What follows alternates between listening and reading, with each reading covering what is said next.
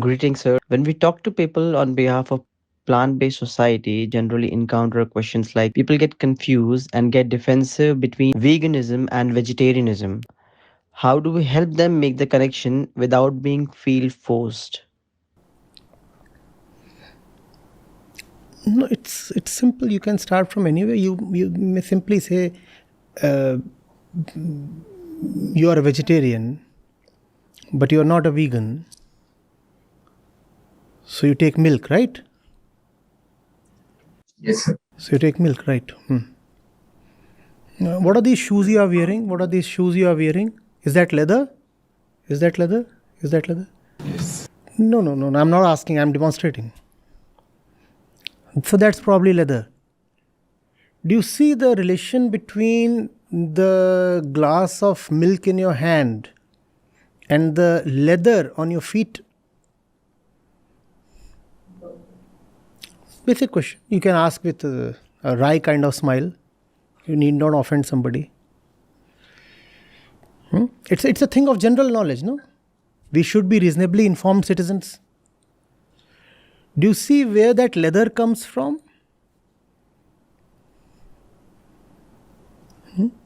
That leather comes from the same cattle that was exploited to give you milk as long as it could. And when it couldn't, then its flesh was extracted and probably exported. And the leather came to you in the form of your shoes and your waist belts and what else? The wallet in your pocket and many other things. Do you see that that milk is the leather? Do you see that the milk is the flesh? Do you see that the milk is not natural? Do you see that the animal is forcibly impregnated? And that's worse than rape. That's worse than rape, actually. The female mammal reminds you of your own species. The female mammal is being artificially impregnated several times over the course of her life so that you can have that kheer, that milk or whatever.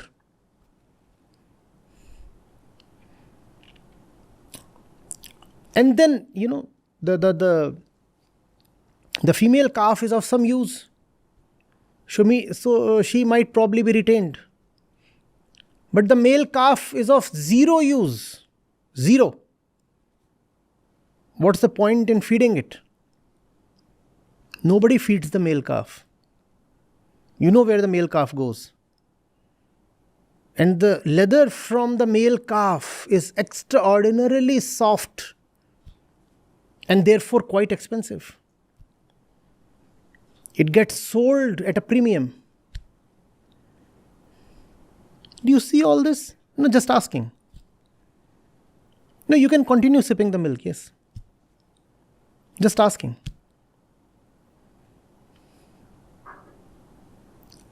And these are questions of general knowledge, right? I mean, if you sit for the UPSC exams, one of these questions might actually be asked there. So it's not something personal or controversial. I'm asking you something that you should anyway be aware of as a responsible citizen. India has a great meat export economy, and India has a great leather industry. So much so that some of the IITs offer BTech programs in leather technology. That's unheard of in most of the other universities. Where is that coming from? That's coming from that glass probably. No, you may continue sipping it. BTech leather technology. That's very closely linked to BTech dairy technology.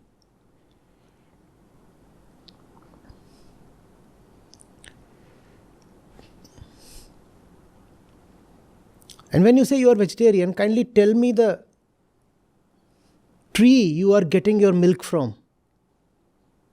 Coconut, banana, some magical banana. You squeeze it and you get banana milk.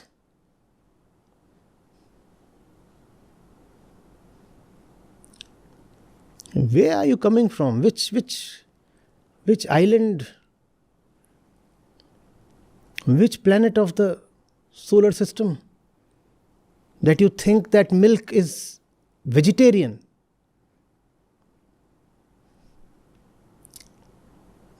Or if the fellow has some concern towards the ecological disaster we are going through, ask him, do you understand where does climate change come from?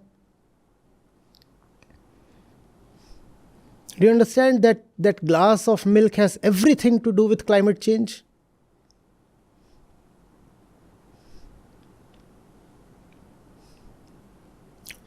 Do you understand where does the depletion of forest cover come from? Do you understand that the cow or the buffalo is a huge animal?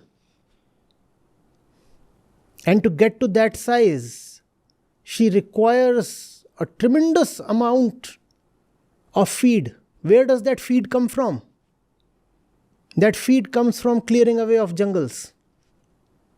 You clear the jungle so that you can cultivate grains.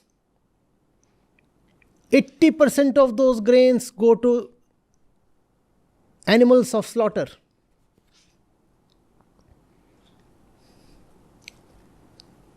If human beings today are producing 100 units of produce, 75 to 80% of that is for the animals that would be slaughtered.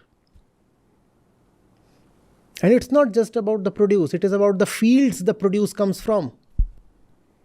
The fields come at the cost of jungles. And when jungles are lost, n number of species are just collateral damage.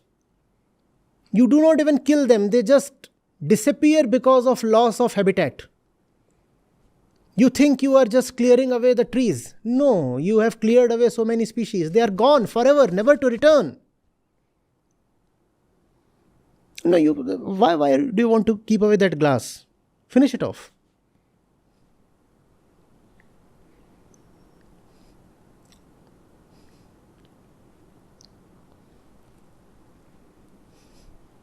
But nobody tells this to you.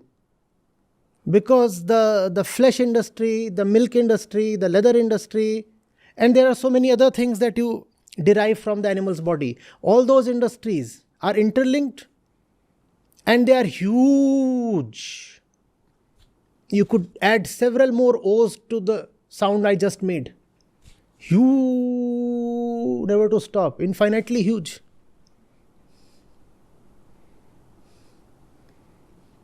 It is money power that is preventing that knowledge from coming to you. It is money power that is preventing from your textbooks from carrying that knowledge. Otherwise, in any civilized society, these facts should have been parts of textbooks, class 8th onwards. These are basic things that any child deserves to know. But governments across the world hide these facts. Are you getting it? Yes, sir. So no offense. Just facts. Just facts. Thank you. Namaste, Acharya ji. My question is from the previous Bhagavad Gita session. Somebody asked a question on veganism. I mean, it was not directly on veganism, but one thing led to another, and there was a certain part where you talked about veganism. So you said that as a human, we are tend to commit violence because of our bodily compulsion. You said it is called in Hindi, Sharirik Vivashta. So, I mean, how and where we can draw a line to make sure that the violence that we are committing is our bodily compulsion and You not. don't draw a line. Just keep challenging the line. You don't need to draw a line. The body is anyway always drawing the line as per its own agenda. Your job is to challenge the line. You don't need to draw the line. That task belongs to the body. The body keeps drawing a line, and what do? You keep pushing the line, pushing the line. The body is saying, you can have that glass of milk. And you push. You say, all right, after 2 hours. After 2 hours, the body again says, why not have it? And again you push. The line comes from the body. Your job is to struggle, strive. That's what you're here for. To struggle against yourself. Never to draw any line. And you have to go till the point where all the lines get obliterated. So I think it depends on the individual. It's not. It depends on where the line currently is. And at no place can you say that you don't need to push anymore. You just need to keep getting better and better. You have to keep pushing continuously, irrespective of where you are. Because the body will be there till the last breath, no? So the body will keep throwing some line at you. Your job is to again and again challenge it. Last year, I think last year, we had a session with Why We Care on Ahimsa. And there was a lady, she was an activist, and she asked a question with you that, they rescue animals, and some of those animals are habitual of eating meat. And in order to make them survive, they have no choice but to, feed them meat. So you said that it's wrong because you are saving one animal and you are killing another one just to make that particular animal live. And so that's wrong. And you also said that, and that line stuck with me, you said that, we have to apply the same rule on us. Even to survive or ourselves, if something happens, suppose we are in a hospital, and in order to survive, we have to maybe consume a chicken soup or something, then we have to let it go. See, first of all, don't get into situations where you have to pet animals that require flesh for their life. And if you do that, then happily there are vegan alternatives to all that. Cats and dogs all have packaged vegan diets available. I hope you are not domesticating wolves or cheetahs. That's the flavor of the season. So as far as cats and dogs go, there are vegan diets available. See, ultimately you want to give them the nourishment that they need, right? That nourishment comes in the form of a chemical. What are vitamins and proteins and all these things? They are just chemicals, right? All chemicals can be factory produced. So you give that nourishment, fine. It's just a chemical, right? Be it B12, be it anything, it's a molecule. You produce that molecule in a factory and take it. You're producing so many things in a factory. For saving, you're producing everything in a factory. Now for saving lives, why can't you produce B12 in a factory or taurine in a factory? Taurine is the chemical that you require for the health of cats' neural systems. That can be produced. But it's super gross to say, I now have a wolf, therefore I am feeding it rabbits. Nope. Or I have a python. Why the hell are you keeping that python? Release it.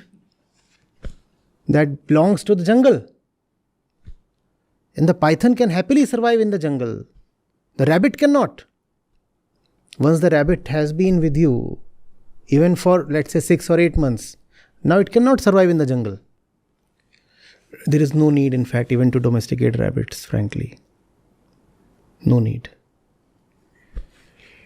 Unless you are rescuing them from somewhere or something.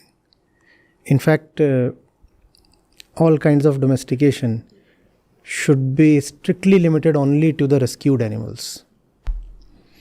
And even those animals, when they can be on their own, they should be released into the wild.